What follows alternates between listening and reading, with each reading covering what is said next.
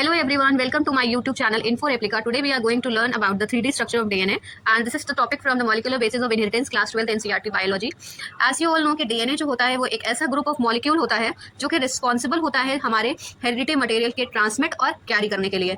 अब ये heredity materials क्या होते हैं? अब हेरिडिटी मटेरियल्स फॉर एग्जाम्पल हम ले रहे हैं जैसे कि हम अपने पेरेंट्स की तरह दिखते हैं, तो हमारा कुछ हेयर कलर है, हमारा स्किन कलर है, हमारी बॉडी की हाइट है, बॉडी का स्ट्रक्चर है, हमारा ब्लड ग्रुप है, ये सारी ही चीज़ें हमें हमारे पेरेंट्स से मिलती हैं। तो ये जो मिलती हैं वो एक डीएनए मॉलिक्यूल में कुछ इन्फॉर्मेशन के फॉर्म में मिलती है जो हमारे तक ट्रांसमिट होती है।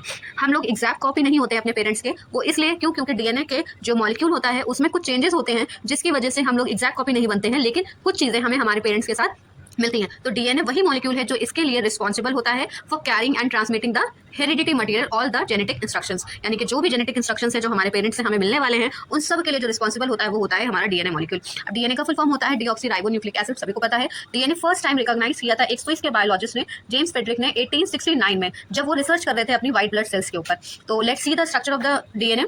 जो अभी आप ये स्क्रीन पर देख रहे हैं ये डीएनए का एक डबल हेलिकल स्ट्रक्चर है, यानी कि अभी लास्ट वीडियो में हमने पढ़ा था पॉलीन्यूक्लियोटाइड का स्ट्रक्चर। तो जब कई सारे पॉलीन्यूक्लियोटाइड्स मिलते हैं और एक चेन के फॉर्म में जुड़ते हैं तभी वो डीएनए का डबल हेलिकल स्ट्रक्चर बनाते हैं, क्योंकि डीएनए का जैसे कि आप यहाँ पे एक देख रहे हैं पॉलीन्यूक्लियोटाइड चेन का स्ट्रक्चर बना हुआ है जिसमें बीच में बेस पेयर सारे जुड़े हुए हैं, साथ में पेंटोज शुगर लगी हुई है और फॉस्फेट ग्रुप लगा हुआ है। ये तीनों ही चीज़ किसमें प्रेजेंट होती है? न्यूक्लियोटाइड्स में प्रेजेंट होती हैं। और जब यही पॉलीन्यूक्लियोटाइड्स एक साथ जुड़ते हैं, डीएनए के दो बेस पेयर्स के बीच में 0.34 नैनोमीटर का डिस्टेंस होता है, और जब ये इस तरीके का बनाता है तो ये मेजर ग्रुप कहलाता है, और जब ये इस तरीके का बनाता है तो ये माइनर ग्रुप कहलाता है। और ये जो रेड, पिंक, ब्लू, ग्रीन ये सब दिख रहा है ये हमारे चारों बेस पेयर्स हैं, एडेनिन, थायमिन, ग्वानिन और साइटोसिन।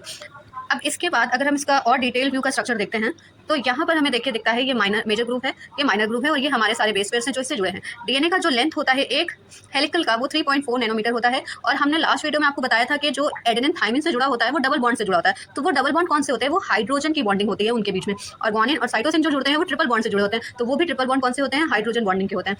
तो आई होप आपको ये डीएनए का स्ट्रक्चर समझ में आया होगा। डीएनए एक पॉलीमर है जो कि पॉलीन्यूक्लियोटाइड चेन का बना है जिसमें चारों बेस पेयर्स होते हैं और वो एक दूसरे के साथ हाइड्रोजन बॉन्डिंग के साथ जुड़े होते हैं, और इसकी जो बैकबोन होती है वो हमारी शुगर फॉस्फेट की बैकबोन होती है, यानी कि पेंटोज शुगर और फॉस्फेट लगा हुआ होता है, और साथ में हमारे चारों बेस पेयर्स जुड़े होते हैं। तो इसी तरह के कोई रिवीजन वीडियो के लिए जुड़े रहिए मेरे चैनल के साथ। Thank you.